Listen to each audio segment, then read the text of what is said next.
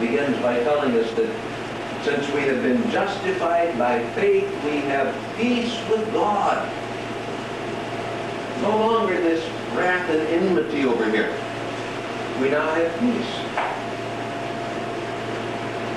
Another blessing is reconciliation. We started to quote chapter 5, verse 10 a little while ago. While we were enemies with God, we were reconciled by the death of His Son. Now, reconciliation is what happens when people who have been close and have some kind of an argument or some kind of a fight, and they're separated, when they come back together again, that's called reconciliation. And we can have this reconciliation because of God's grace. Not because what we do, but because what He has done. We're reconciled by the death of His Son. And instead of the declaration of condemnation, we have this beautiful word called justification.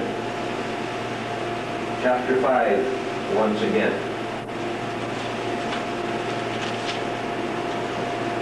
We read just a moment ago that judgment followed one sin and brought condemnation, but the gift followed many trespasses and brought justification.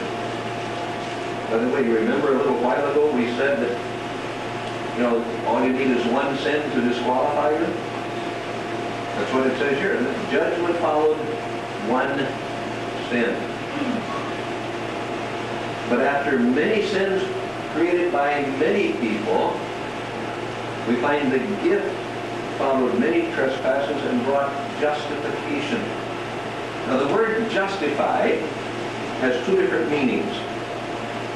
The most common meaning that we use outside of the Bible is to be proved to be right.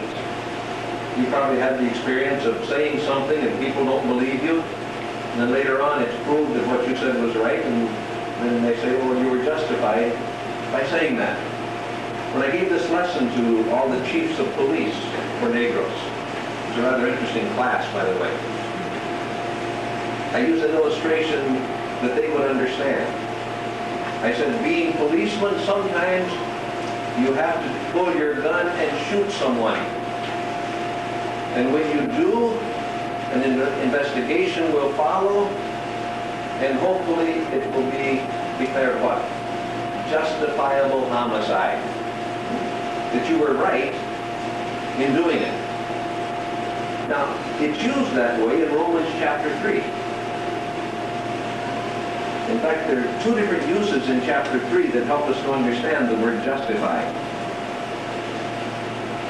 In the last half of verse 3 of chapter 3, we read, so that you may be proved right in your words and prevail in your judging.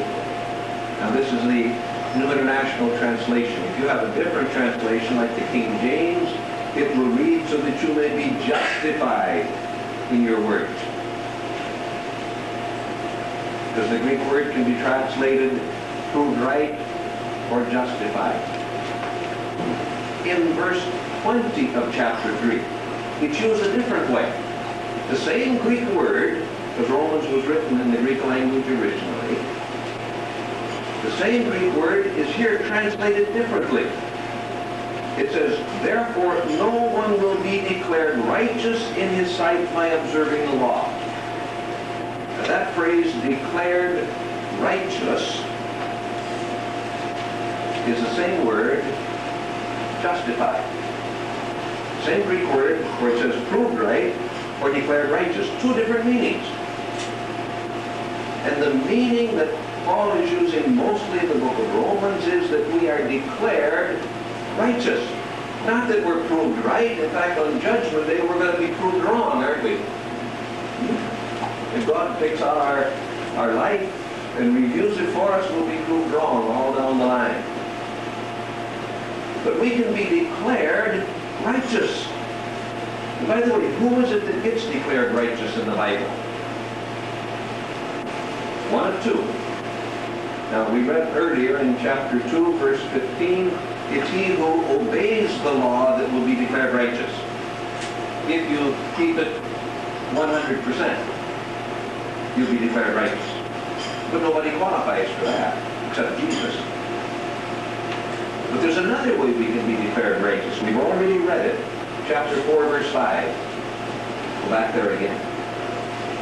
However, to the man who does not work, but trusts God who justifies who? Him. Now, wait a minute. What does that mean? What's the definition of justified? To be declared righteous. And God declares the wicked righteous? Doesn't God know what's going on? Isn't He aware that, that we're wicked and we're not righteous? And He knows. But it is His gift to put on our record righteous.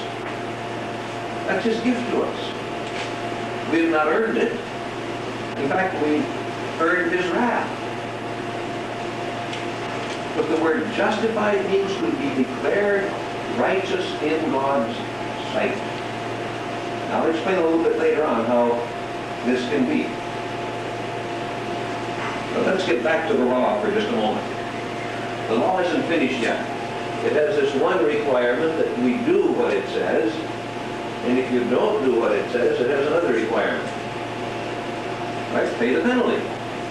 You don't obey, you pay the penalty. That's the law.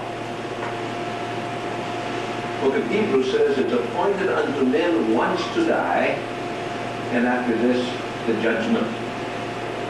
That's Hebrews chapter 9. Romans chapter 12, it says we will all stand before the judgment seat of God. You haven't done what the law says, you're going to have to pay. But again, God's grace steps in and says, wait a minute, already paid. Already paid. Who paid it? Jesus did. All your life you've heard that Jesus died on the cross for what purpose? To pay for our sins.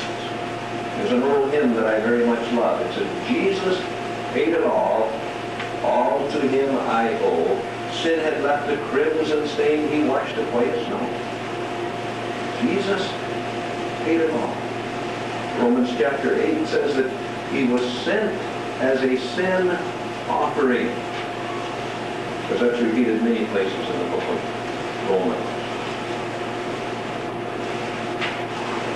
God did by sending His own Son in the likeness of sinful man to be a sin offering. That's the middle of verse 3. So our penalty has been paid already. Get back to the law once again. The Bible tells us that the law enslaves us. The law enslaves us. Not only sin enslaves us, but the law also enslaves us. Now, this is the way it works. People who set out to try to win a reward by being good, and they fail. One group of people